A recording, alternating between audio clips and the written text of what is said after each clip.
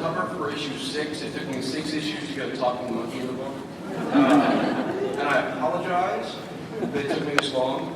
This is, those of you who don't know the book, iZombie is about a zombie girl detective. She eats brains and solves mysteries, and hijinks ensue. But one of her coterie, one of her sidekicks, is a were-carrier named Scott. You know, how did he become a were-carrier? We don't know. And issue 6 is I Were-Terrier, and it is the secret origin of Spot the Were-Terrier. So what happens to Pearl and Skinner? Or are they still with each other, against each other? Where are they?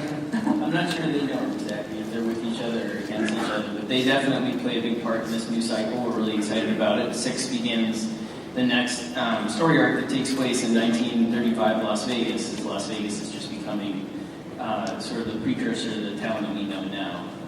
And it begins with a series of dead bodies showing up around town, drained of blood, and this young cop is trying to solve the mystery. It kind of brings him into the whole world of American Vampire, where all the old characters come back in pretty quickly. And what we're trying to do with the cycle is also really broaden the mythology of it, so you'll get a lot more about the secret history between different vampire species, and also you'll get a glimpse of some of the other species that have come before the ones we've seen as well. That's it. That's it. Thanks for playing. No, it's actually it's a real victory that we got to do this book at all. So I feel really good about having the 2 years. And the filmmaker Billy Wilder said, if you're going to tell the truth, you have to make them laugh or they'll kill you. So we didn't actually make you laugh. That was the problem. So the next book is going to be called Why is Cracking Protagonist? It's going to be about the sex slave trade. The talking dog. Fluffy talking, it's going to be awesome. All singing, all dancing.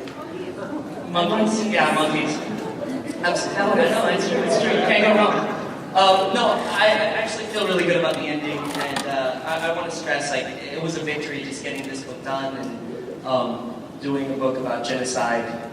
You know, always blazes up the charts. Yeah, I just feel Another field book. Yeah, I feel really good about it. And if you guys haven't read it, issue 21, which just came out, is a great one-shot. The next issue is 12. And then for anyone who's been reading the book, the second storyline just ended. So 12 is a great issue for people maybe who have heard about the series but haven't read it yet to jump on. It's a standalone, and it's kind of split into 2 halves each page. The top half is a silent comic, which sort of follows a day in the life of Gus and the other hybrid children. And then on the bottom of each page, it's Dr. Singh, sort of a scientist character, recording his journals. And in doing so, he recaps everything that's happened, but also reveals some new secrets and sets up our next arc, which is Animal Armies.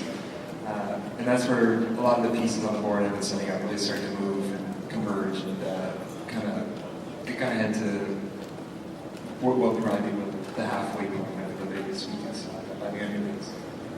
Swine flu, and then he starts to struggle to survive and escape the city. And then he goes to bed and wakes up the next day, and everything's back to normal. So he goes through his morning day job, and he's editing photos and wondering what's going on because he remembers the other world. Then he goes to bed the next night, and then he's back in the other world. And so he flips back and forth through the whole book between the end of the world and then his morning day job, and he has to sort of figure out why is it happening, and then also what is he going to do with this world. Like we ends up having to make a choice. Do I live in this world that's crazy and out of control and try to make a difference there, or do I live in this world that's just I'm bored to death and don't know what to do with my life? So he ends up having to make a choice. Anything can happen. It's like all the other issues. Life is really nice. Sometimes you meet somebody, sometimes you get your heart broken, sometimes you die. But what do you remember most about the issues? Do you remember all the ways that he died, or do you remember what happened in all the other pages? How he met and loved his life, how he met his friend, how he went after his friend, how he wrote about the plane crash. What do you remember most? The way he lived, or the way he died? Maybe that's what the last issue is about. I've decided to tell everybody something major that's going to happen in Hellblazer in 4 notes. Are you Are ready? you going to sing them? No, I'm gonna hum them. Dum dum da dum. So you guessed it.